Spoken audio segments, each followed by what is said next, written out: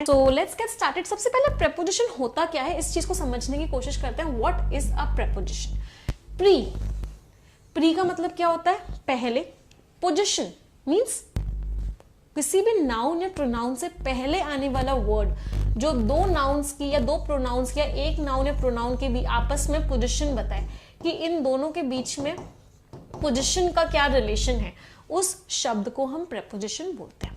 बहुत सारे प्रेपोजिशंस होते हैं, एग्जाम में बहुत सारे क्वेश्चंस आपसे पूछे जाते हैं प्रेपोजिशंस के बेसिस पे। तो आइए एक एक करके सारे प्रेपोजिशंस को देखते हैं। तो सबसे पहले जो हम प्रेपोजिशंस, तीन प्रेपोजिशंस जो हम सबसे पहले देखने वाले हैं वो है हमारा इन, ऑन और एट। इन तीन प्रेपोजिशंस में सबसे ज्यादा डाउट्स होते हैं, तो सबसे पहले इन तीनों प्रेपोजिशंस को डिटेल में समझते हैं। मैंने आपके सामने एक सेंटेंस लिखा, I am sitting dash the chair. आप लोग मुझे बताइए यहाँ पे कौन सा प्रेपोजिशन आना चाहिए। अब ध्यान से समझना, जब भी हम किसी भी चीज के एरिया की बात करते हैं, अगर मैं इस चेयर की बात करती हूं तो मैं इसके एरिया में बैठूंगी। जो एरिया ये चेयर कवर करने वाली है मैं उसके एरिया में बैठूंगी। आप देख रहे हैं ये पूरा का पूरा एरिया कवर हो रहा है जिस एरिया में मैं बैठने वाली हूँ। इसीलिए कोई ऐसी चेयर जिसके आर्म्स हैं, वो चेयर जो एक एरिया कवर कर रही है, उसके केस में हम क्या लगाते हैं? इन लगाते हैं। I am sitting in the chair होता है, I am sitting on the chair नहीं होता है। वाई? बिकॉज चेयर एक एरिया को कवर करती है। अब मैंने एक और सेंटेंस लिखा, आई can see a box dash the table. अब आप देख रहे हैं इस टेबल ने ऊपर की तरफ कोई भी एरिया कवर नहीं किया हुआ है, ये जो है टेबल की सरफेस है। तो जब भी हम एरिया की बात करते हैं तो हम इन लगाते हैं। जब भी हम सरफेस की बात करते हैं, किसकी बात करते हैं? सरफेस की, कि उसकी सतह क्या है। फॉर एग्जाम्पल ये मोबाइल फोन है तो उसकी सरफेस क्या हो गई? ये। उस केस में जो हम प्रेपोजिशन लगाते हैं वो हमारा ऑन होता है। तो यहाँ पे क्या आ जाएगा? आई can see a box on the table. अगले प्रेपोजिशन की बात करते हैं, दैट इज एट। जब भी हम किसी पॉइंट की बात करते हैं, आपने मुझसे पूछा कि मैम आप मुझे कहाँ मिलोगे, मैंने बोला कि मैं आपको रिसेप्शन डेस्क पर मिलूंगी, मैंने आपको बोला मैं आपको गेट पर मिलूंगी, मैंने आपको बोला मैं आपको उस स्कूल पर मिलूंगी। मतलब क्या हुआ? मतलब मैं आपको एक पॉइंट बता रही हूं जहां पे मैं मिलूंगी। इसका मतलब जब भी हम पॉइंट की बात करते हैं, जब भी हम किसकी बात करते हैं, whenever we talk of a point, तो उस केस में जो हम प्रेपोजिशन लगाते हैं बेटा वो क्या होता है? at। तो यहाँ पे हमने तीन प्रेपोजिशंस के बारे में पढ़ा। इन जो कि एक एरिया दिखाता है, ऑन जो कि एक सरफेस दिखाता है, एट जो कि एक पॉइंट दिखाता है। कोई डाउट किसी को यहाँ तक? समझ में आई ये तीनों प्रेपोजिशंस? आगे देखते हैं। इन, मैंने रूम की बात की, he is in the room. तो कोई एक रूम था, उस रूम में एक एरिया था। फॉर एग्जाम्पल इस रूम में आपको मैं क्लास दे रही हूँ, ये पूरा का पूरा क्या है? एक एरिया है रूम का। तो हमने क्या लगाया? इन लगाया, क्योंकि ये जो रूम है इसने पूरा का पूरा एरिया कवर किया हुआ है। तो यहाँ पे प्रेपोजिशन क्या लगा? In. I can see a box dash the table. अब फिर से देखो, इस टेबल की सरफेस थी तो हमने क्या लगाया? ऑन। अब यहाँ पे एट भी आ सकता है। क्यों यहाँ पे एट आ सकता है? क्योंकि अगर मैं बोलूं कि किसी ने मुझसे पूछा कि बॉक्स कहां पर था, मैंने उस टेबल को एक पॉइंट समझा कि वो जो बॉक्स की जो पोजीशन थी वो टेबल पर थी, तो इसको हम एक पूरा का पूरा पॉइंट भी कंसिडर कर सकते हैं। तो यहाँ पे ऑन और एट दोनों के दोनों आ सकते हैं। कोई डाउट किसी को? तो इन शॉर्ट हमने क्या पढ़ा? जब भी हम किसी चीज के एरिया की या किसी चीज के वॉल्यूम की बात करते हैं, किसी चीज ने कोई एरिया कवर किया हुआ है, कोई वॉल्यूम कवर किया हुआ है, फॉर एग्जांपल रूम के अंदर, बॉक्स के अंदर, किसी भी चीज के अंदर, तो हम क्या लगाते हैं? इन लगाते हैं। जब भी हम किसी चीज के सरफेस की बात करते हैं, सिर्फ इसका ऊपर का हिस्सा, इसकी सरफेस, इसके इधर, तो जब भी हम किसी चीज के सरफेस की बात करते हैं, उसके ऊपर के हिस्से की या उसकी सरफेसेस की बात करते हैं, फॉर एग्जांपल मोबाइल की कितनी सरफेसेस हैं? 1 2 3 4 5 6। तो जब भी हम सरफेस की बात करते हैं हम क्या लगाते हैं? ऑन लगाते हैं। जब भी हम पॉइंट की बात करते हैं, whenever we talk of a point, सिर्फ एक पॉइंट है, कहां पर मिलोगे? वहां मिलूंगा। बुक कहाँ पे रखी हुई है, उस जगह रखी हुई है। जब भी हम एक पॉइंट की बात करते हैं हम वहां पे क्या लगाते हैं, एट लगाते हैं। क्लियर है सभी को ये डिफरेंस इन, ऑन और एट में? एवरीवन यस और नो? चलिए अब आगे बढ़ते हैं, लेट्स मूव अहेड। तो हमने क्या पढ़ा कि जो इन है वो एरिया के केस में लगता है। तो अगर आपको एक ऐसी चेयर दी हुई है तो आप यहाँ पे क्या लगाओगे, देखो इस चेयर का एक एरिया कवर्ड है तो क्या लगाया हमने, इन लगाया। अगर आपको ऐसी टेबल दी हुई है जिसमें कोई एरिया नहीं है, कोई सामान यहाँ पे रखा हुआ है, क्या लगाओगे, ऑन लगाओगे। तो एरिया के केस में इन आएगा, सरफेस के केस में ऑन आएगा। अब एक बहुत इंपॉर्टेंट पॉइंट जहां पे मैक्सिमम बच्चे कंफ्यूज होते हैं, मैम चेयर के साथ ऑन भी तो लगा सकते हैं। बिल्कुल लगा सकते हैं चेयर के साथ ऑन, लेकिन एक पर्टिकुलर सिचुएशन में लगा सकते हैं। क्या, अगर इस चेयर के आर्म रेस्ट हैं, अगर इस चेयर के ये आर्म रेस्ट हैं तो ये एक एरिया कवर कर रहा है, तो इस केस में इन लगाना सही है। लेकिन अगर इस चेयर के कोई आर्म रेस्ट नहीं है तो अब देख रहे हैं अब कोई एरिया कवर नहीं हो रहा, अब ये दोनों चीजें क्या हो गई है, सरफेस हो गई है। तो इस केस में क्या लगेगा, ऑन लगेगा। तो अगर चेयर ऐसी है जिसमें हाथ रखने की जगह है, आप हाथ रख सकते हो ऊपर, तो उस केस में इन लगेगा। अगर वो हाथ रखने वाली जगह नहीं है तो उस केस में क्या लगेगा, उस केस में आपका ऑन लगेगा। कॉन्सेप्ट क्लियर है? सारे कॉन्सेप्ट्स बहुत डिटेल में पढ़ाऊंगी, बिल्कुल बेसिक से पढ़ाऊंगी, प्रेपोजिशंस बिल्कुल क्लियर हो जाएगा। तो हमने बात करी इन, ऑन और एट की। अब बेड का एग्जांपल देखते हैं। बहुत सारे लोग को कंफ्यूजन होता है कि बेड के साथ मैम इन लगाते हैं या ऑन लगाते हैं। तो ध्यान से समझना, जब हम उस बेड की बात करते हैं जिसमें ये सिरहाना होता है, जिसके यहाँ पे ये पूरा का पूरा ऐसे एरिया कवर्ड होता है, इसका ये वाला पार्ट भी ऊपर की तरफ होता है, तो इस तरह के बेड के साथ हम इन लगाते हैं। क्यों? क्योंकि ये पूरा का पूरा एरिया यहाँ पे कवर हो रहा होता है।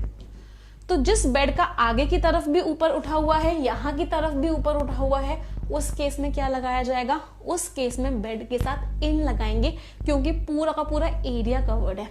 जिस बेड को टेबल से कंपेयर कर सकते हो, जिसका मैं ना यहाँ पे ऊपर उठा हुआ है ना यहाँ पे ऊपर उठा हुआ है, उस तरह के बेड के साथ क्या लगाओगे, ऑन लगाओगे।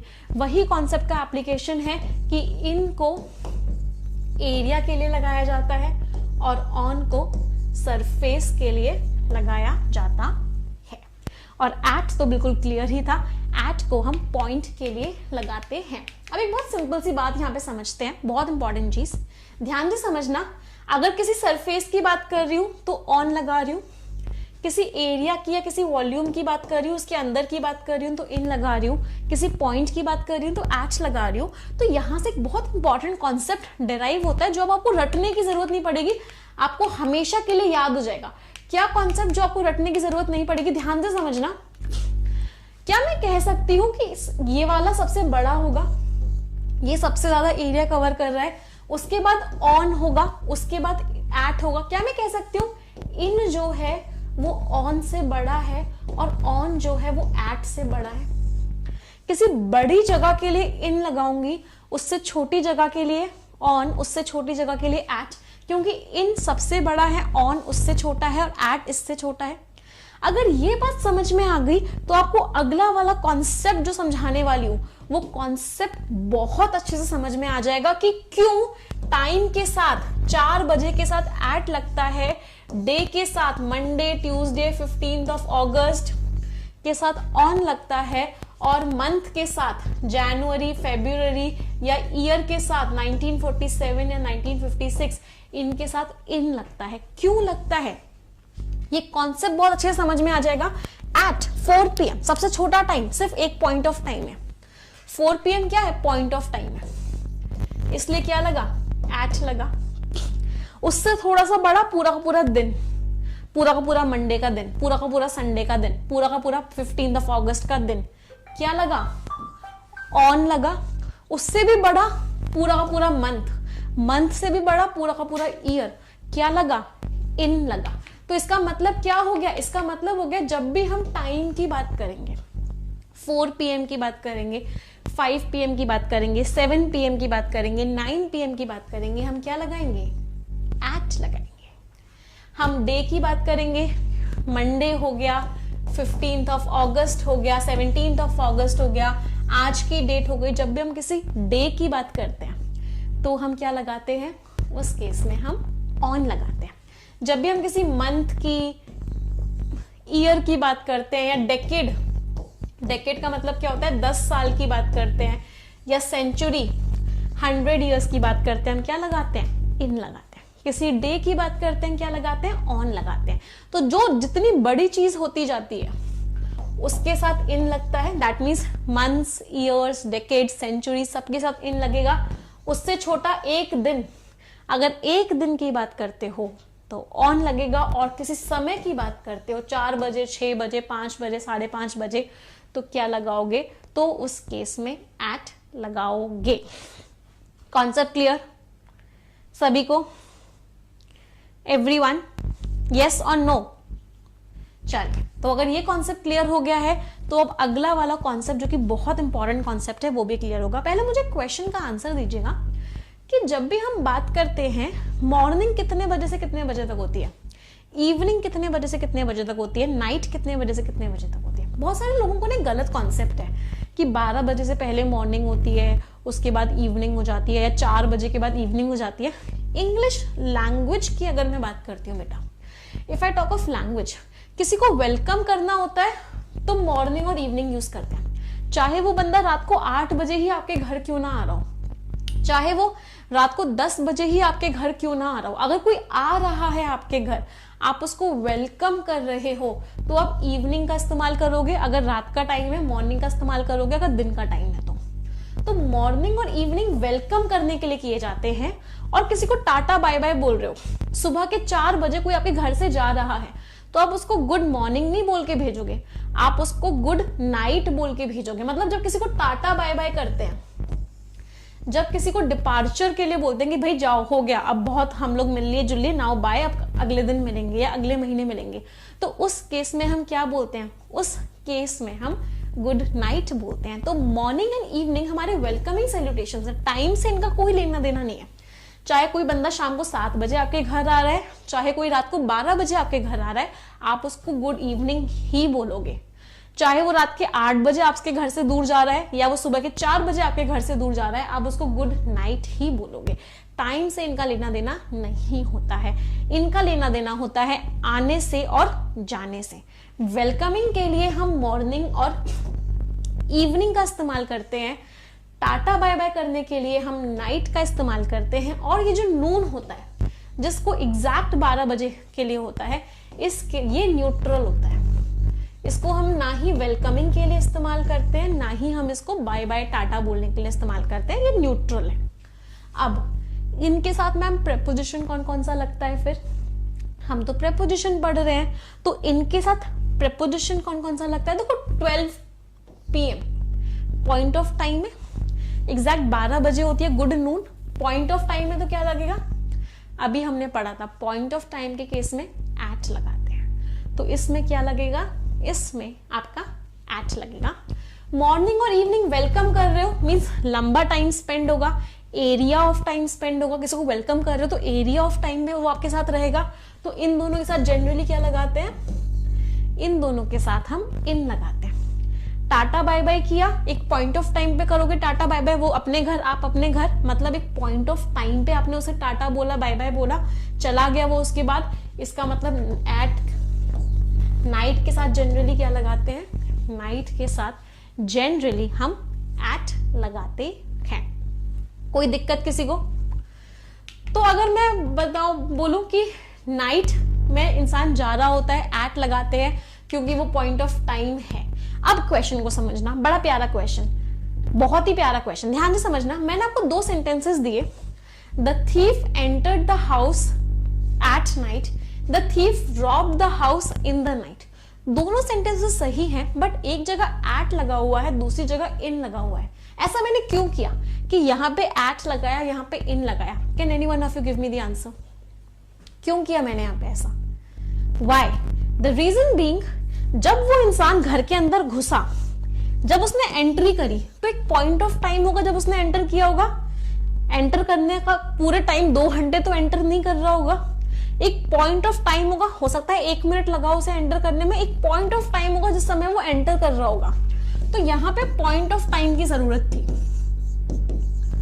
एंट्री करना एक पॉइंट ऑफ टाइम पे हो जाता है, तो इसीलिए यहाँ पे क्या लगा, इसीलिए यहाँ पे एट नाइट लगा। अब बात करते हैं, the thief robbed the house, उसने घर की चोरी करी। अब चोरी करना एक लॉन्ग प्रोसेस है, टाइम लगता है चोरी करने में, या पॉइंट ऑफ टाइम पे 1 सेकंड में चोरी हो जाती है। अगर घर की चोरी हो रही है तो इट्स अ लॉन्ग प्रोसेस, एक एरिया ऑफ टाइम इस्तेमाल हुआ होगा। एरिया ऑफ टाइम में उसने घर में चोरी की होगी, हो सकता है आधा घंटा लगा, हो सकता है 1 घंटा लगा, हो सकता है 1.5 घंटा लगा, हो सकता है 2 घंटा लगा। तो यहाँ पे क्या आया, इन द नाइट।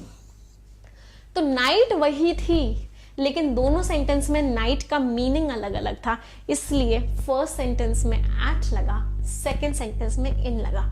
घूम फिर के वही कॉन्सेप्ट आ गया कि जब भी पॉइंट ऑफ टाइम की बात करेंगे एट लगाएंगे, जब भी एरिया ऑफ टाइम या फिर एरिया से ज्यादा अच्छा ड्यूरेशन ऑफ टाइम की बात करेंगे, कोई काम किसी ड्यूरेशन में हो रहा होगा तो उस केस में हम क्या लगाएंगे, उस केस में हम इन लगाएंगे। कोई दिक्कत किसी को, कॉन्सेप्ट क्लियर एवरीवन? तो मॉर्निंग इवनिंग दोनों के साथ इन और एट लग सकता है, बट फ्रिक्वेंटली क्या यूज होता है, इन। ये रेयरली यूज होता है, कभी कभी यूज करते हैं एट को, बट फ्रिक्वेंटली यूज क्या होता है, इन। नाइट के साथ एट लगाते हैं जनरली, बट कभी कभी रेयरली इन भी इस्तेमाल हो जाता है, depending upon the sentence, depending upon the situation. Situation पे ये चीज डिपेंड करेगी, सेंटेंस पे ये चीज डिपेंड करेगी। Clear, concept clear? He departed at night, रात को गया, टाटा बाय बाय बोला, चला गया, क्या लगाया, एट। ही केम, आया है आपके घर, आपके साथ एक एरिया ऑफ टाइम स्पेंड करेगा, क्या लगाया, ही केम इन द मॉर्निंग। कॉन्सेप्ट समझ में आ रहा है? मुझे बताते हुए चलो प्लीज कि कॉन्सेप्ट समझ में आ रहा है या नहीं। सो मेक श्योर कि आप लोग मुझे यस या नो के थ्रू बताते हुए चलो। तो नाइट और आफ्टरनून के साथ जनरली हम एट लगाते हैं, और मॉर्निंग और इवनिंग के साथ जनरली हम इन लगाते हैं। आ जाते हैं अब कुछ इंपॉर्टेंट चीजों पे आते हैं। अभी हमने क्या पढ़ा कि जब हम किसी टाइम की बात करते हैं हम एट्स लगाते हैं, किसी डे की बात करते हैं हम ऑन लगाते हैं, किसी मंथ की, ईयर की, डेकेड की, सेंचुरी की बात करते हैं हम इन लगाते हैं। कुछ केसेस में प्रेपोजिशन नहीं लगता है, तो हमेशा याद रखना बेटा, जब भी हम लास्ट संडे हो, येस्टरडे हो, नेक्स्ट संडे हो, कमिंग संडे हो, टुडे हो, टुमारो हो, तो उस केस में कोई भी प्रेपोजिशन नहीं लगाया जाता। I will come on today नहीं होता, I will come today. He went yesterday, he will come tomorrow, he will come next Sunday, he will come coming Sunday. तो इस तरह के जब भी वर्ड्स आते हैं, we never use any preposition with them. इनके साथ कोई भी प्रेपोजिशन को इस्तेमाल नहीं किया जाता है। बहुत बार इस तरह के क्वेश्चंस आपको एग्जामिनेशन में मिलेंगे जहां पे आपको प्रेपोजिशन दिया हुआ होगा, तो एरर उसी पार्ट में होगा कि वहां पे कभी भी एरर प्रेपोजिशन नहीं आएगा। क्लियर? अगले कॉन्सेप्ट पे आते हैं। अभी हमने इन, ऑन और एट पढ़ा। अब हम पढ़ने वाले हैं इन, इनटू एंड इनसाइड। 3 सेंटेंसेस आपको दिए हुए हैं, आप लोग मुझे बताओगे कहां पर इन आएगा, कहां पे इनटू आएगा और कहां पे इनसाइड आएगा। बताइए एवरीवन।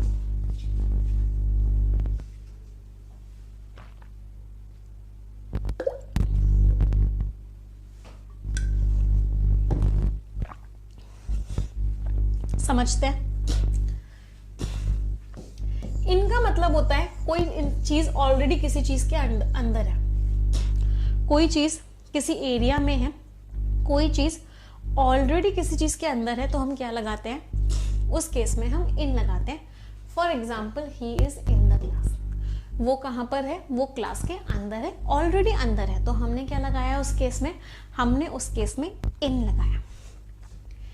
इनसाइड हम लगाते हैं जब कोई चीज बाहर से अंदर जा रही होती है, जब कोई चीज बाहर से अंदर की तरफ जा रही होती है, तो उस केस में हम क्या लगाते हैं, उस केस में हम इनसाइड लगाते हैं। तो हमने क्या लिखा, ही केम इनसाइड द क्लास, वो क्लास के अंदर आ गया।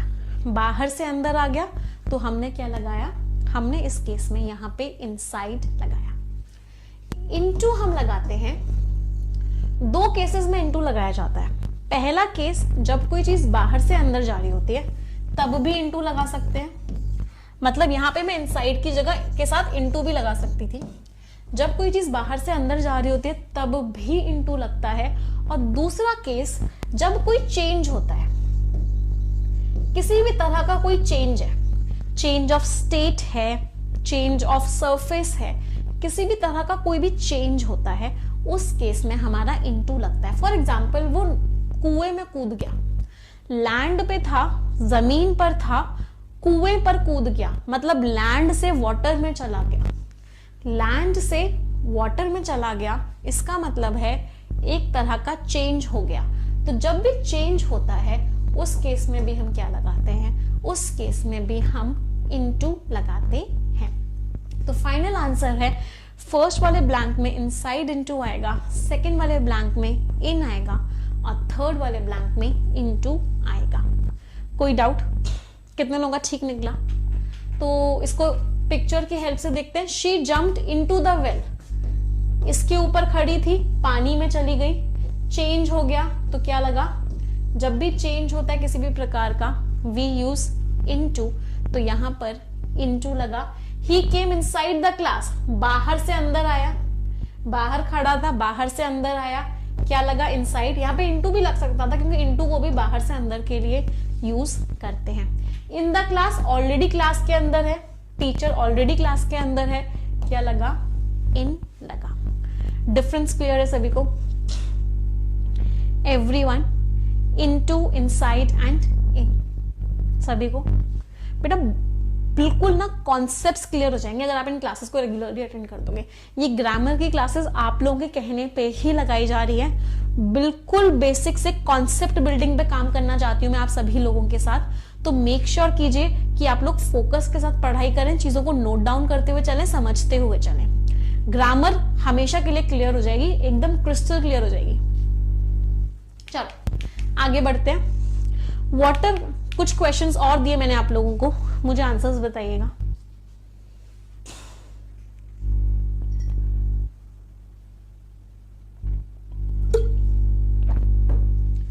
वाटर कन्वर्ट्स डैश आइस, पानी था, लिक्विड था, सॉलिड में कन्वर्ट हो गया, क्या हुआ, चेंज आया। जब भी चेंज आता है कौन सा प्रेपोजिशन लगता है, इनटू। तो यहां पे क्या लगा, वाटर कन्वर्ट्स इनटू आइस। अब बात करते हैं एंटर की। अब ये जो एंटर है ये बड़ा ही प्यारा शब्द है। जब एंटर का मतलब बाहर से अंदर जाना होता है, जब एंटर का मतलब क्या होता है, एंट्री लेना होता है। एंटर का मतलब जब भी एंटर का मतलब बाहर से अंदर जाना होता है तो एंटर के साथ कभी भी कोई भी प्रेपोजिशन नहीं लगाते। Enter does not take any preposition जब उसका मीनिंग एंट्री लेना होता है। तो इसका मतलब है दे एंटर्ड, कोई भी प्रेपोजिशन नहीं आएगा, दे एंटर्ड द हॉल, उन्होंने हॉल को एंटर किया। लेकिन एंटर की एक फ्रेजल वर्ब होती है जिसको बोला जाता है enter into. Enter into phrasal verb का मतलब होता है किसी भी चीज को साइन करना। तो यहां पे अगर आप 6th वाले सेंटेंस को देखोगे, बाहर से अंदर जाने की बात नहीं हो रही है, लेकिन एक अग्रीमेंट को साइन करने की बात हो रही है। तो अग्रीमेंट को जब साइन करने की बात होती है तो हम वहां पे जो प्रेपोजिशन लगाते हैं वो क्या होता है, enter into. So they entered into an agreement, उन्होंने एक अग्रीमेंट साइन किया। अदरवाइज एंटर के आगे कोई भी प्रेपोजिशन नहीं आता है। एंट्री लिखा होता है, एंट्री के आगे प्रेपोजिशन आता है, एंट्री इनटू समथिंग, एंट्री के आगे आता है इनटू, लेकिन एंटर या एंटर्ड की कोई भी फॉर्म के साथ इनटू नहीं आता है जब बाहर से अंदर जाने की बात होती है। एंट्री इनटू सही होता है, लेकिन एंटर इनटू जब बाहर से अंदर जाने की बात होती है तो सही नहीं होता है। क्लियर कॉन्सेप्ट सभी को? अगले प्रेपोजिशन पे आ जाते हैं। अगला प्रेपोजिशन है विद। देखो, जब आप किसी नॉन लिविंग थिंग को किसी एक साधन की तरह इस्तेमाल करते हो, फॉर एग्जाम्पल मैं पेन से लिखती हूँ, मैंने इस पेन को क्यों इस्तेमाल किया, मैंने इस मार्कर को, इस पेन को इस्तेमाल किया जिससे कि मैं कुछ लिख सकूं। तो जब भी हम किसी non living thing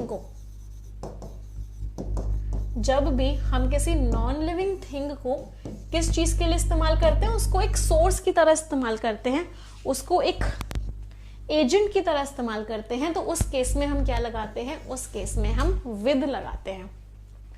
I hit him with a stick, मैंने उसे एक स्टिक से मारा। स्टिक क्या थी, नॉन लिविंग थिंग था, तो हमने क्या लगाया, विद लगाया। बाय नहीं लगेगा, बाय किसके साथ लगता है, बाय को हम लिविंग थिंग्स के साथ लगाते हैं। This work is done bye Ram, this class is taken by Nimisha ma'am.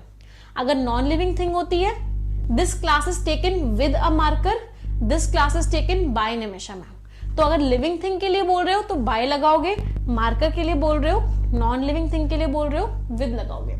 We write with a pen, by a pen is wrong. अगर किसी ने बाय अ पेन लिखा हुआ है तो बिल्कुल गलत लिखा हुआ है, क्योंकि ये एक नॉन लिविंग थिंग है। अगर कोई लिविंग थिंग की बात होती है, it is done by Ravi, this class is taken by Nimisha ma'am, that class is taken by him, this class is attended by the students. तो अगर लिविंग थिंग की बात कर रहे हैं तो बाय लगेगा, और अगर नॉन लिविंग थिंग की बात कर रहे हैं तो विद लगेगा।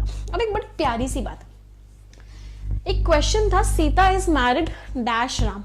बहुत सारे लोगों को आदत है यहाँ पे ना विद लगाने की, Sita is married with Ram, बहुत सारे लोग लगाते हैं, या फिर Sita is married bye Ram, बहुत सारे लोग ये लगाते हैं। ये दोनों गलत है, both of them are wrong.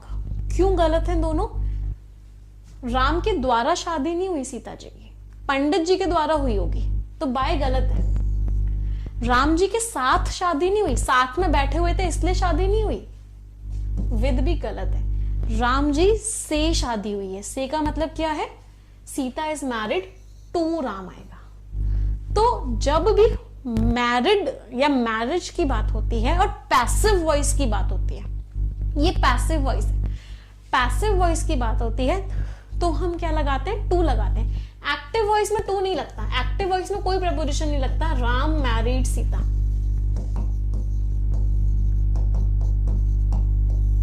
और अगर पैसिव वॉइस की बात करते हैं तो ना ही बाय लगता है ना ही विद लगता है।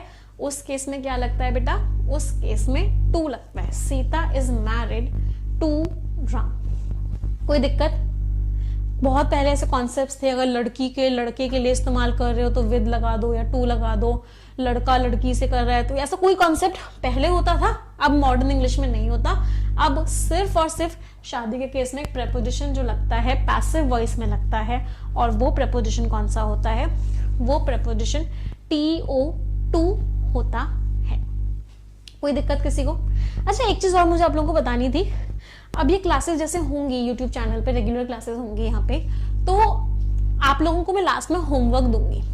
तो जितने भी बच्चे उस होमवर्क का सही आंसर देंगे, उनमें से 2 बच्चों को सिलेक्ट किया जाएगा और उन बच्चों को कुछ प्राइजेस भी दिए जाएंगे। तो जब मैं आपको होमवर्क दूंगी, मेक श्योर कीजिएगा कि आप लोग इस क्वेश्चन का आंसर जरूर दें कमेंट सेक्शन में, जिससे कि आप भी हो सकता है सिलेक्ट और आपको कुछ प्राइजेस दिए जाए। अभी जो मैंने लास्ट वीडियो डाली थी उसमें भी बहुत सारे बच्चों ने कमेंट किया था, उसमें से भी हमने 2 बच्चों को सिलेक्ट किया है और उनको प्राइजेस दिए जाएंगे। इस वीडियो के एंड में बताऊंगी कौन कौन से वो 2 बच्चे हैं। आगे बढ़ते हैं। तो अभी हमने एक सिंपल सी बात पढ़ी कि विद को नॉन लिविंग थिंग्स के साथ यूज करते हैं और बाय को लिविंग थिंग्स के साथ यूज करते हैं। तो जब किसी नॉन लिविंग थिंग की बात कर रहे हो, by an umbrella, by a car, sorry with an umbrella, with a cap, तो हमने क्या लगाया, विद लगाया। अभी ये व्हीकल वाला मैं अलग से बताऊंगी, व्हीकल के साथ बाय भी यूज करते हैं, ये एक अलग चीज है, इसको मैं अलग से पढ़ाऊंगी आपको पूरा कॉन्सेप्ट कि गाड़ी के साथ क्या इस्तेमाल करते हैं, टैक्सी में क्या इस्तेमाल करते हैं, ट्रेन में क्या इस्तेमाल करते हैं। वहां पे विद नहीं बोलते, वहां पे बाय, इन, ऑन तीनों लगते हैं। कोई काम किसी के द्वारा किया गया है तो लिविंग थिंग है, तो लिविंग थिंग के केस में हम क्या लगाते हैं, बाय लगाते हैं। By a cat, by a student, by Nimisha ma'am. तो लिविंग थिंग्स के केस में बाय आता है, नॉन लिविंग थिंग्स के केस में विद आता है। अब कुछ एक्सेप्शंस हैं, इसको बहुत ध्यान से अपनी कॉपीज में स्टार मार्क करके लिखना है। एग्जामिनर का फेवरेट क्वेश्चन हुआ करता था एक टाइम पे, what is the time dash your watch, ये क्वेश्चन आता था तो लोग कहते थे मैम इन द वॉच लगा दो, एट द वॉच लगा दो। भैया टाइम घड़ी के अंदर थोड़ी ना होता है, टाइम घड़ी के अंदर नहीं होता है, घड़ी टाइम बताती है। टाइम बताती है मतलब एक एजेंट है जो टाइम बताता है। तो जब भी वॉच की बात आती है, what is the time, by your watch लिखा जाता है, in your watch, at your watch नहीं लिखते। ऐसे एक चीज और है जो बहुत एग्जामिनर का फेवरेट है, उन दोनों को मैं बता देती हूँ, यहीं पे बता देती हूँ in fact. We walk dash foot, तो बहुत सारे बच्चे यहाँ पे भी लिख देते हैं वी वॉक बाय फुट, हम पैरों से चलते हैं, पैरों के द्वारा चलते हैं। पैर कोई एजेंट नहीं जिसके ऊपर आप चलते हैं। पैरों के साथ जब भी फुट की बात होती है, whenever we talk of foot, हम क्या लगाते हैं, on. We walk on foot, we walk by foot, we walk through foot, ये सारे के सारे गलत होते हैं। ये भी एग्जामिनर का एक फेवरेट वर्ड में से है। एक और क्वेश्चन बताती हूँ जो एग्जामिनर का फेवरेट है, इसमें बहुत सारे बच्चे कंफ्यूज होते हैं। मैंने एक सेंटेंस लिखा, मुझे बताना वहां पे क्या आएगा। We were sitting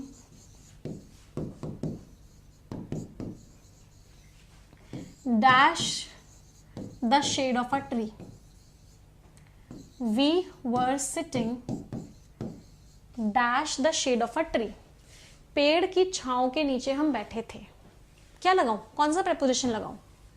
I have my husband also sitting here, yes, कौन सा प्रेपोजिशन लगेगा यहाँ पे, yes mister Gautam Agarwal. We were sitting dash the shade of a tree, you have options, you have at, you have under, you have below and you have in. हाँ students, you also tell me the answer, कौन सा preposition लगाऊं यहाँ पे, under. So my husband is saying under, आप लोग क्या कह रहे हैं, आप में से भी मैक्सिमम लोग अंडर कह रहे हैं, सब गलत बोल रहे हैं। एवरीबडी इज रॉन्ग, यहां पे लगेगा in. We were sitting in the shade of a tree. अब देखो आपके एग्जाम्पल से कितना बड़ा ब्लंडर हो गया। आप लोगों ने जो आंसर दिया, घोर पाप किया आप लोगों ने। आप लोगों ने पता क्या बोला, आप लोगों ने बोला ये पेड़ है, इस पेड़ की छांव यहां पे पड़ रही है और हम इस पेड़ की छांव के भी नीचे बैठे हुए हैं, हम यहां पे बैठे हुए हैं। क्या कोई इंसान पेड़ की छांव के नीचे बैठ सकता है, छांव में बैठते हैं, छांव के नीचे नहीं, जमीन के अंदर नहीं ढस सकते, छांव में बैठा जाता है। तो इसका मतलब क्या आएगा, वी आर सिटिंग, ये जो एरिया कवर हुआ है इस छांव में, उस एरिया में हम बैठे हुए हैं। मतलब यहाँ पे क्या आएगा, अभी हमने पढ़ा था जब भी हम एरिया की बात करते हैं तो यहाँ पे इन आता है, तो हम यहाँ पे क्या यूज करेंगे, we will use we were sitting in the shade of a tree. Under the shade of a tree हम इस्तेमाल नहीं करेंगे। समझ आए कॉन्सेप्ट्स एवरीवन। चलो आगे बढ़ते हैं, लेट्स मूव अहेड। हाँ सब पापी हो गए। अब बात करते हैं टाइम की। मैंने आपको बोला था कि हम टाइम के साथ ऑन लगाते हैं, है ना।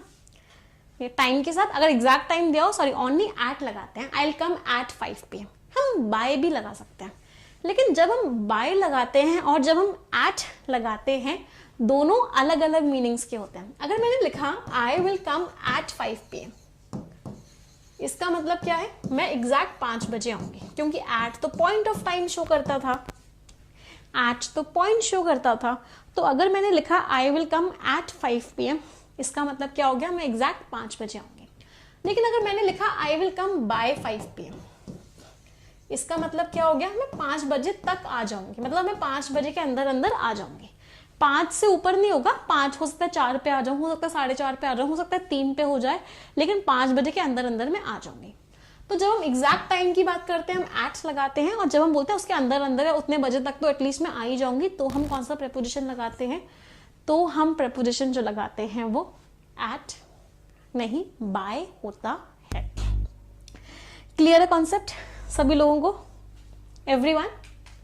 चलिए आगे बढ़ते हैं। विद को अभी हमने पढ़ा था नॉन लिविंग थिंग्स के साथ लगाते थे, अब ये विद लिविंग थिंग के साथ क्यों लग गया भाई, आई केम विद रिया, मैं रिया के साथ आई। अब मीनिंग चेंज हो गया, अब विद का मीनिंग क्या हो गया, के साथ। वहां पे मीनिंग था के द्वारा, विद का एक और मीनिंग भी होता है, और उस मीनिंग का मतलब होता है के साथ। मैं उसके साथ आई, मैं उसके साथ गई, मैं उसके साथ पार्टी में गई, तो I went with him, I came with him, I will come with him.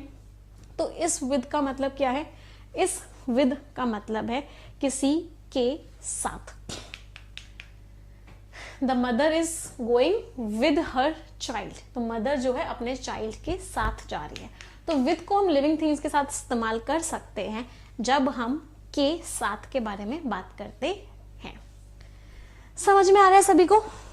मजा आ रहा है? Are you enjoying the session?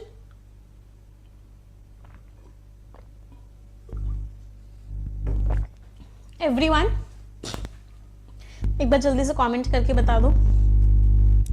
चलिए अब आ जाते हैं यहाँ पे अगले कॉन्सेप्ट पे। ये भी बड़ा प्यारा कॉन्सेप्ट है। मैंने एक सेंटेंस लिखा, the exam starts dash Monday. ये क्वेश्चन मैं आपसे फिर से पूछूंगी, यहाँ पे ऑन लगाऊं या फ्रॉम लगाऊं या एट लगाऊं या इन लगाऊं? बताओ। The exam starts dash Monday, क्या लगेगा यहाँ पे? From Monday, on Monday, in Monday, at Monday. चलो दो ऑप्शंस तो कैंसिल हो गए, इन और एट तो नहीं लग सकता है ना, क्योंकि एट तो टाइम के साथ लगा रहे थे और इन जो है वो मंथ के साथ लगा रहे थे। अब फ्रॉम मंडे या ऑन मंडे, ध्यान से समझना। फ्रॉम का मतलब क्या होता है? फ्रॉम का मतलब होता है से, कोई चीज मंडे से हो रही है। For example, I will study from Monday, I will study from Monday. मैं मंडे से पढ़ूंगी, इसका मतलब क्या हो गया? मैं मंडे से पढ़ाई करना स्टार्ट कर रही हूं, तो इसका मतलब है मैं मंडे को भी पढ़ूंगी भाई, मैं ट्यूसडे को भी पढ़ूंगी, मैं वेंसडे को भी पढ़ूंगी और मैं पढ़ती रहूंगी, क्योंकि मैंने लिखा I will study from Monday. Monday से शुरू हो जाएगी वो चीज, तो मंडे को भी हो जाएगी, ट्यूसडे को भी, वेंसडे को भी, चलती रहेगी, पढ़ना चलता रहेगा। अब एग्जाम स्टार्ट्स डैश मंडे, क्या मंडे से एग्जाम स्टार्ट हो सकते हैं? अगर मैंने यहाँ पे फ्रॉम लगा दिया तो इसका मतलब हो गया कि मंडे को भी एग्जाम स्टार्ट हो रहा है, ट्यूसडे को भी एग्जाम स्टार्ट हो रहा है, वेंसडे को भी एग्जाम स्टार्ट हो रहा है। क्या ऐसा हो सकता है कि एग्जाम मंडे को भी स्टार्ट हो, ट्यूसडे को भी स्टार्ट हो, वेंसडे को भी स्टार्ट हो? नहीं हो सकता ना भाई, एग्जाम तो एक ही दिन स्टार्ट होगा, एग्जाम तो एक ही दिन स्टार्ट होगा। इसका मतलब जब भी स्टार्ट वर्ड लिखा हो, जब भी कौन सा वर्ड लिखा हो? स्टार्ट लिखा हो, कमेंस लिखा हो, बिगिन लिखा हो, उस केस में कभी भी फ्रॉम नहीं आता है। उस केस में क्या आता है बेटा? उस केस में ऑन आता है। The exam starts on Monday, the exam begins on Tuesday, it commences on Thursday. तो जब भी इस तरह के वर्ड्स आपके होते हैं जहां पे स्टार्ट, ऑन, बिगिन ये सारे के सारे लिखे होते हैं, तो उस केस में हम क्या लगाते हैं? उस केस में हम हमेशा ऑन या फिर ऑन लगाते हैं। चलो अब अगर वो कॉन्सेप्ट समझ में आया तो इन दोनों क्वेश्चंस का आंसर दीजिए मुझे।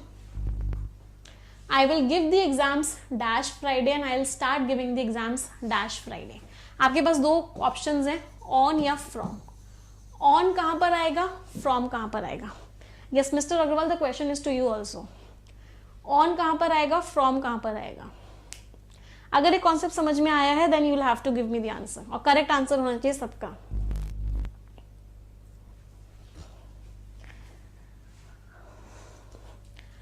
आई विल गिव द एग्जाम्स, मैं एग्जाम्स फ्राइडे से दूंगी, तो मैं एग्जाम हो सकता है फ्राइडे को भी दूं, सैटरडे को भी दूं, संडे को भी दूं। मैं एग्जाम्स दूंगी फ्राइडे से। फ्राइडे, सैटरडे, संडे ज्यादा डेज हो गए तो क्या आएगा? From. I will give the exams from Friday. I will start giving the exam, अब स्टार्ट तो एक ही दिन होगा ना, स्टार्ट तो एक ही दिन होगा, और जब एक दिन की बात करते हैं तो क्या लगाते हैं? ऑन लगाते हैं। तो I will start giving the exams on Friday. एक दिन की बात हो रही है ऑन, एक से ज्यादा दिन की बात हो रही है तो फ्रॉम आप लगा सकते हो। कितने लोगों का ठीक निकला? फर्स्ट में फ्रॉम और सेकंड में ऑन। कितनी छोटी छोटी चीजें हैं ना, ऐसा लगता है चीजें तो हमें आती थी, हम कितने टाइम से गलत बोलते आ रहे थे। छोटे छोटे कॉन्सेप्ट होते हैं, यही एग्जामिनर्स पूछ लेते हैं, और यही होता है बेसिक्स का क्लियर ना होना। तो आज हम सारे बेसिक्स क्लियर कर रहे हैं। चलिए आगे बढ़ते हैं, अगले दो प्रेपोजिशंस के बीच में डिफरेंस समझते हैं, और अगले दो प्रेपोजिशंस हैं बिटवीन और अमंग। बचपन से पढ़ते आए हैं कि बिटवीन को दो लोगों के लिए इस्तेमाल किया जाता है। अगर दो के बीच की बात चल रही है तो बिटवीन इस्तेमाल करते हैं, अगर दो से ज्यादा लोगों के बीच की बात चल रही है तो क्या लगाते हैं, अमंग लगाते हैं, राइट। लेकिन इसमें एक ट्विस्ट है। ट्विस्ट क्या है कि दो से ज्यादा के लिए भी बिटवीन इस्तेमाल किया जा सकता है अगर सबके अलग अलग नाम दे रखे हो तो।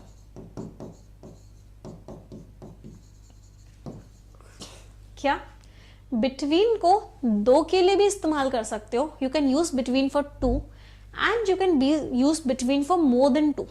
दो से ज्यादा के लिए भी बिटवीन को इस्तेमाल कर सकते हैं अगर सबके अलग अलग नाम दे रखे हो तो। There is a match between India, Pakistan and Australia.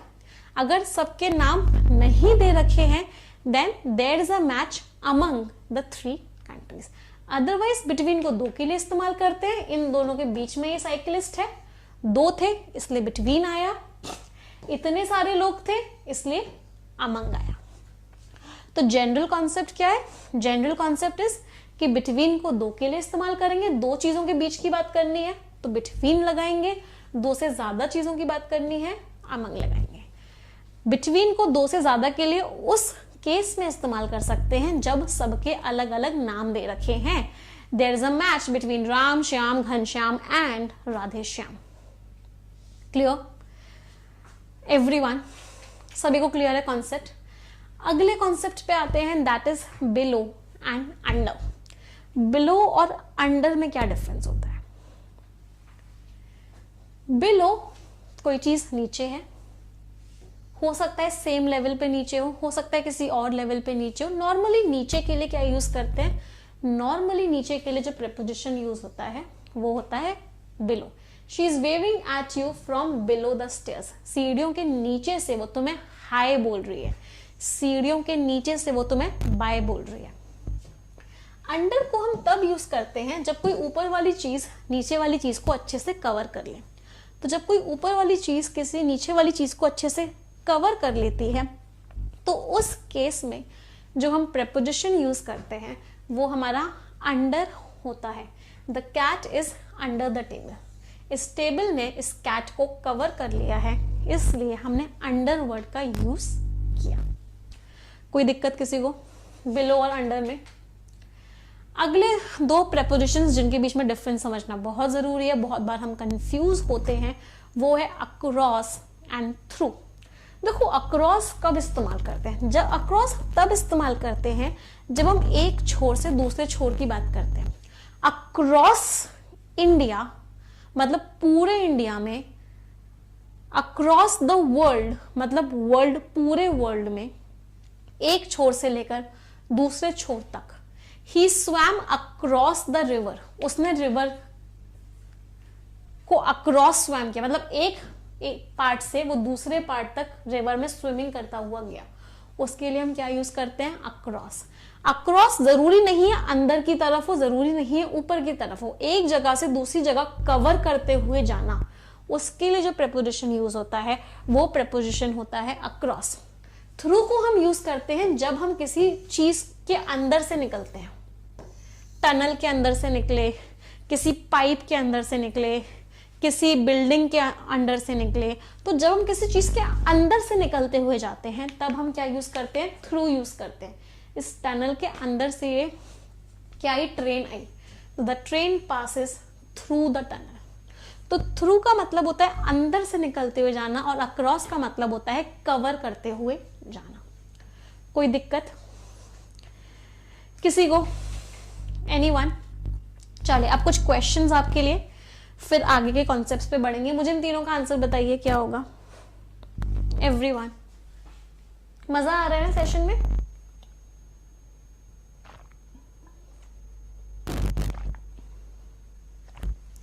Ramesh is interested. Politics एक पूरा का पूरा एरिया है, पॉलिटिक्स एक पूरी की पूरी फील्ड है। क्या लगाएंगे? वेरी गुड, इन लगाएंगे। Ramesh is interested in politics. The photo frame Hanks. Wall की किस पर होता है फोटो फ्रेम?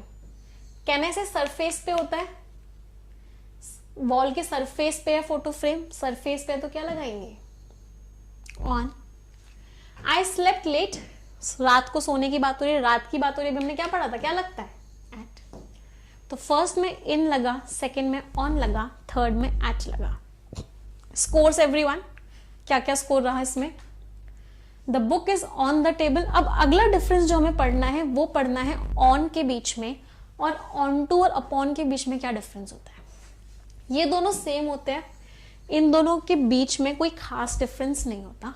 डिफरेंस होता है ऑन के बीच में और ऑन टू और अपॉन के बीच में। जब हम किसी चीज की बात करते हैं, कोई चीज रखी हुई है, फॉर एग्जाम्पल इस बुक, इस टेबल पे ये बुक रखी हुई है, ये बुक कैसी है, स्टेशनरी है। This book is what, stationery, रखी हुई है, कोई मूवमेंट नहीं है।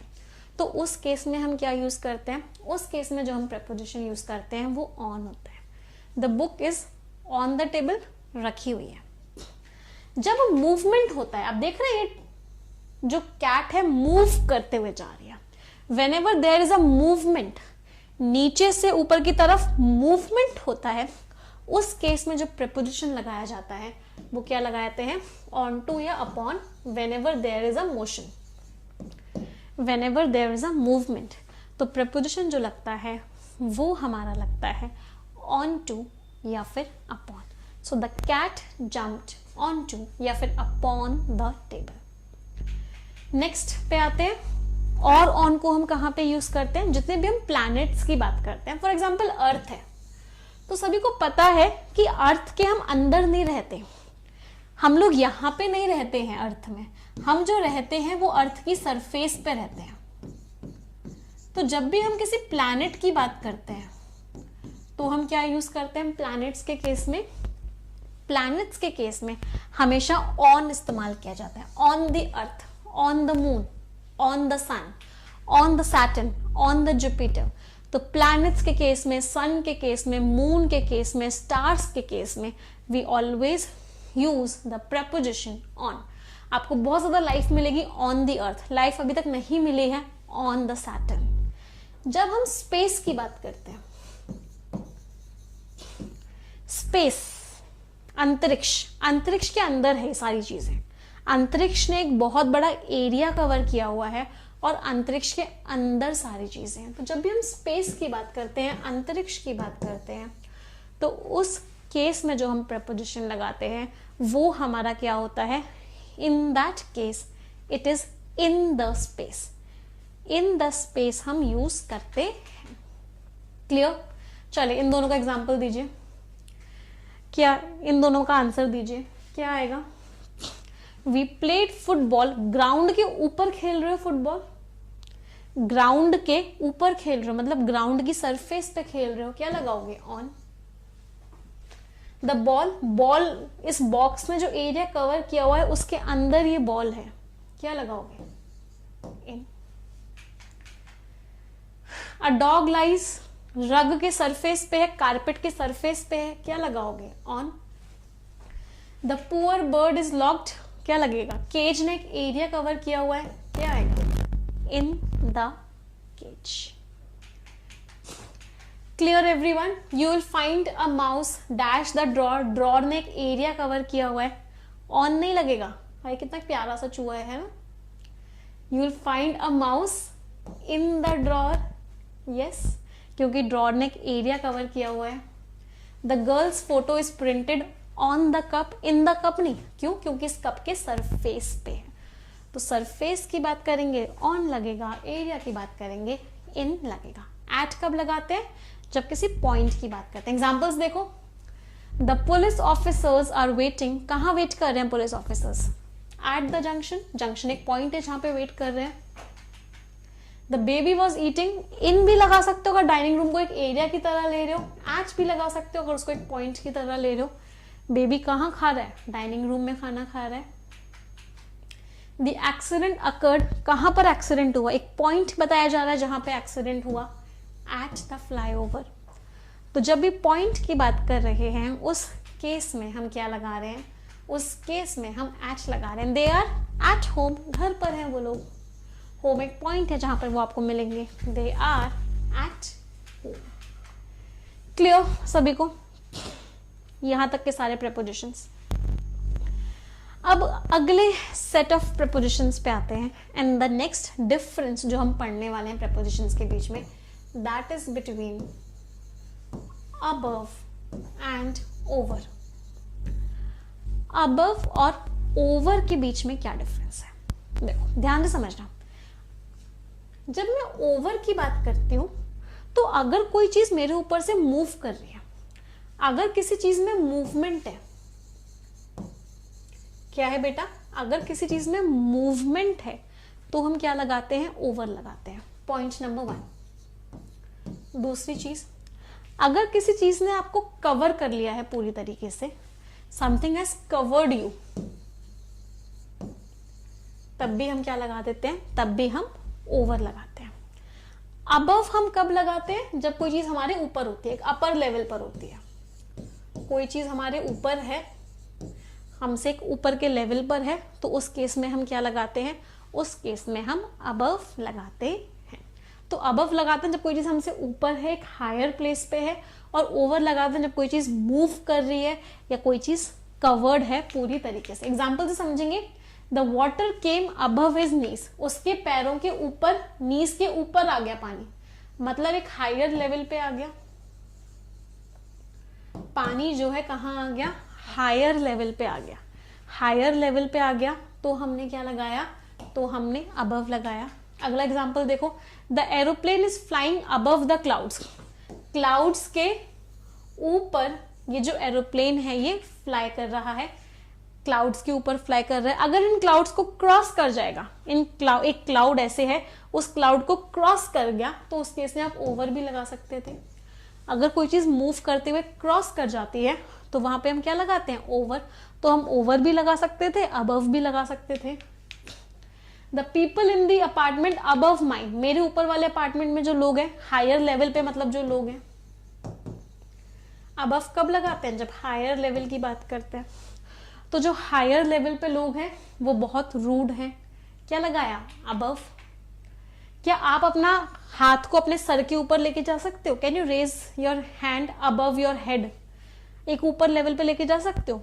ऊपर लेवल की बात करी, ऊपर लेवल की बात करी, क्या लगाया, above. Above your head for me, जब भी एक ऊपर लेवल की बात कर रहे हैं हम क्या लगा रहे हैं, अबव लगा रहे हैं।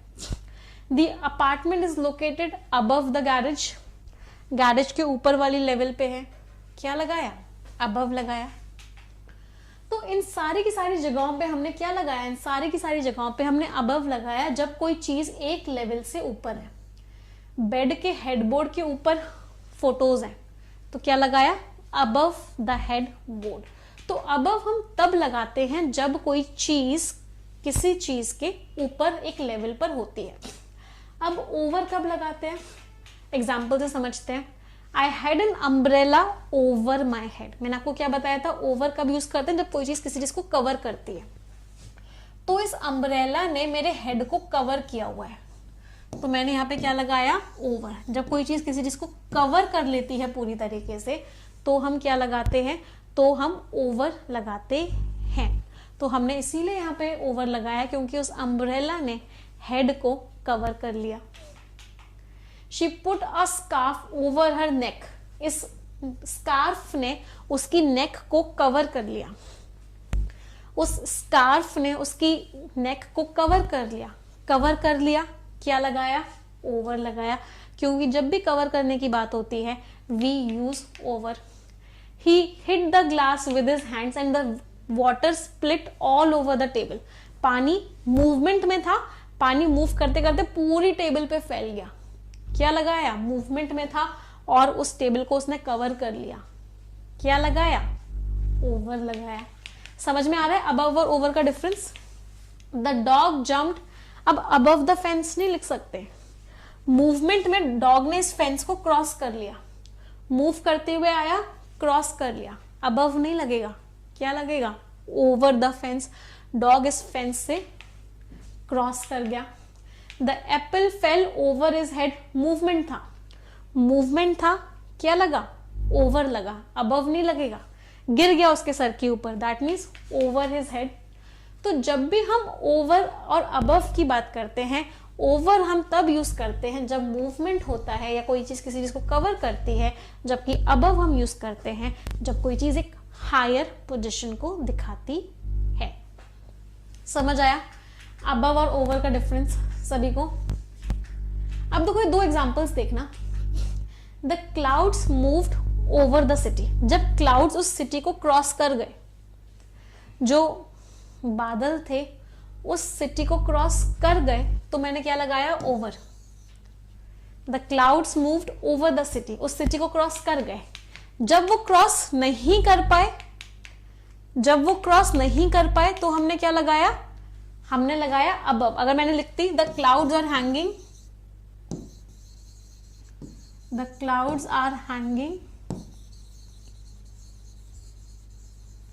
डैश द बिल्डिंग, क्रॉस नहीं करके गए तो मैंने क्या लगाया? अबव। और अगर क्रॉस करके चले गए तो क्या लगाएंगे? ओवर। मतलब अगर मूवमेंट हो गया तो ओवर, मूवमेंट नहीं है वहीं के वहीं है तो above. Put a hand over your mouth, अपने माउथ को कवर कर लो। ओवर योर माउथ क्यों लगाया? कवर करने के लिए। कवर करते हैं तो अबव नहीं लगाते, कवर करते हैं तो क्या लगाते हैं? ओवर लगाते हैं। तो कवरिंग के केस में भी ओवर लगता है, अबव सिर्फ ऊपर वाली जगह पे लगता है। अब ये दोनों एग्जांपल से आपको समझ में आएगा। क्लाउड्स मूव कर गए तो ओवर, अभी जैसा कि मैंने समझाया। और अगर शहर के ऊपर बने हुए हैं, लिंगर्ड मीन्स बना हुआ होना, अगर शहर के ऊपर बने हुए हैं तो क्या लगा? तो उस केस में अबव लगा। समझ आया सभी को अबव और ओवर में डिफरेंस? एवरीवन कोई डिफरेंस, कोई दिक्कत किसी को? चलिए आगे बढ़ते हैं, कुछ इंपॉर्टेंट पॉइंट्स पढ़ते हैं जो हमारे एग्जाम्स में बहुत बार आते हैं। सबसे पहला इंपॉर्टेंट पॉइंट है एंग्री, फिर हम कुछ क्वेश्चंस भी करेंगे। एंग्री के साथ एट लगता है या विद लगता है? ध्यान से समझना, जब भी मैं एंग्री की बात करती हूं या फिर अनॉयड की बात करते हैं, जब भी एंग्री होता है कोई इंसान या अनॉयड होता है, किसी इंसान के साथ होते हैं हम गुस्सा, किसी इंसान के ऊपर गुस्सा आता है, किसी इंसान से हम अनॉयड होते हैं, तो उस केस में हम हमेशा विद लगाते हैं। I am angry with Ram, I am angry with Shyam, he is annoyed with him. तो एंग्री और अनॉयड जब भी इंसान के लिए इस्तेमाल किए जाते हैं तो उस केस में विद यूज होता है। जब भी एंग्री और अनॉयड किसी चीज को लेके होते हैं, I am angry at his behaviour, I am annoyed at his behaviour, तो उस केस में एट लगता है। क्या ये कॉन्सेप्ट क्लियर है सभी को? कॉन्सेप्ट नंबर 1, अगर इंसान की बात कर रहे हैं तो एंग्री के साथ क्या लगेगा? विद लगेगा। अगर चीज की बात कर रहे हैं या किसी और चीज पे बात कर रहे हैं तो एंग्री के साथ क्या लगेगा? एंग्री के साथ एट लगेगा। बहुत इंपॉर्टेंट, बहुत बार एग्जाम्स में आता है। अभी हम क्वेश्चंस भी करेंगे। अगला पॉइंट, डिस्पाइट और इंस्पाइट। डिस्पाइट और इंस्पाइट का मीनिंग होता है, इसको रब कर दूं, लिख लिया सभी ने? एवरीवन? हाँ, ये पॉइंट्स नोट डाउन करते हुए चलना। अगले पॉइंट पे आते हैं, डिस्पाइट और इंस्पाइट। डिस्पाइट और इंस्पाइट का मतलब होता है के बावजूद, किसी चीज के बावजूद, उसको बताने के बावजूद भी वो नहीं सुधरा। In spite of telling him to do that, उसने वो काम नहीं किया, he did not do it. इसका मीनिंग क्या होता है? के बावजूद। हमेशा याद रखना, इन स्पाइट के आगे ऑफ लगता है। इन spite of my suggestions he performed at the same level, मेरे सजेशंस के बावजूद भी उसने वैसा ही परफॉर्मेंस दिया। डिस्पाइट के आगे ऑफ नहीं लगता। Despite the fact that he is a good singer, comma he performed badly. इस सच्चाई के बावजूद कि वो एक अच्छा सिंगर है, उसने बहुत खराब परफॉर्मेंस दी। तो इंस्पाइट के आगे हम ऑफ लगाते हैं, डिस्पाइट के आगे कभी भी ऑफ नहीं लगता। अगला, डील विद और डील इन। जब हम किसी प्रॉब्लम से, किसी मैटर से डील करने की बात करते हैं, जब हम किसी प्रॉब्लम से या किसी मैटर से डील करने की बात करते हैं तो उस केस में हम डील विद लगाते हैं। क्या लगाते हैं बेटा? Deal with. It's very easy to deal with that problem. ये किसी इंसान से डील करने की बात करते हैं, किसी भी चीज से जब हम डील करते हैं, किसी इंसान से डील करते हैं, किसी चीज से डील करते हैं, तो हम क्या लगाते हैं? Deal with. It's very easy to deal with him, it's very difficult to deal with that matter. लेकिन जब भी हम किसी बिजनेस की बात करते हैं, जब भी हम किसी प्रोफेशन की बात करते हैं, whenever we talk of a business, whenever we talk of a profession, तो उस केस में हम क्या लगाते हैं? उस केस में हम डील इन लगाते हैं। My father deals in textiles, he deals in jewelry। तो जब हम किसी बिजनेस की बात करते हैं कि वो इस बिजनेस में डील करता है तो डील के साथ इन लगता है। किसी प्रॉब्लम इंसान से बात करते हैं तो डील के साथ विद लगता है। Clear concept number 3 everyone? चलो अगले कॉन्सेप्ट पे आते हैं। Let's come to the next concept. Comprises के आगे बहुत सारे बच्चों को ऑफ लगाने की आदत होती है। बचपन से ही आपको सिखाया जाता है कि कंप्राइजेस के आगे ऑफ लगता है। हमेशा याद रखना, कंप्राइजेस के आगे कभी भी ऑफ नहीं लगता है। इट कंप्राइजेस ऑफ नहीं आएगा 3 चैप्टर्स। कंप्राइज के आगे कभी भी ऑफ नहीं लगता है। पैसिव वॉइस जब उसका होता है इट इज कंप्राइज्ड ऑफ, जब इसको पैसिव वॉइस में लिखते हैं तब ऑफ लगता है। मतलब कंप्राइज्ड ऑफ 3 चैप्टर्स। तो अगर पैसिव वॉइस की बात करोगे तो कंप्राइज्ड के आगे ऑफ लगेगा, लेकिन अगर एक्टिव वॉइस की बात करोगे तो कंप्राइजेस एक ट्रांजिटिव वर्ब है। इसका मतलब ये अपने आगे प्रेपोजिशन नहीं लेता है, ये अपने आगे ऑब्जेक्ट लेता है। अगली बहुत गंदी आदत क्या होती है बहुत सारे लोगों में? कोप अप विद लिखते हैं। It's very difficult to cope up with him. Cope up with जैसा कुछ नहीं होता है। There is nothing like cope up with. Cope with होता है। कोप विद का मतलब होता है डील विद। तो कहीं भी आपको कोप अप विद लिखा हुआ मिले तो वो गलत है। सही क्या होता है? Cope with. It's easy to cope with him. कभी भी अप को नहीं लगाते हैं कोप के साथ। कोप के साथ डायरेक्टली विद लगाया जाता है। समझ में आ रहे हैं कॉन्सेप्ट्स एवरीवन? डिफर के साथ बहुत सारे लोगों की आदत होती है दैन लगाते हैं। Different than him, differ than नहीं, डिफर के साथ क्या लगता है? फ्रॉम लगता है। एक और बहुत इंपॉर्टेंट कॉन्सेप्ट, इसके बाद बहुत सारे क्वेश्चंस करेंगे हम आज के सेशन में जो हमने सीखा है। थ्रो के आगे कभी भी इनटू नहीं लगता। थ्रो इनटू द वेल या थ्रो इनटू द रिवर नहीं, थ्रो के आगे कभी भी इनटू नहीं लगता। You throw it in something. Throw के आगे जो प्रेपोजिशन लगता है वो इन लगता है। थ्रो के आगे कभी भी इनटू नहीं लगता। ये सारे के सारे कॉन्सेप्ट्स हैं जो एग्जाम्स में बहुत बार आते हैं, इसलिए मैंने आपको ये अलग से बताए हैं। इन कॉन्सेप्ट्स को नोट डाउन कर लेना। ये बहुत फ्रिक्वेंटली एरर डिटेक्शन के क्वेश्चंस में और बाकी क्वेश्चंस में पूछे जाते हैं। तो आज के सारे कॉन्सेप्ट समझ में आए?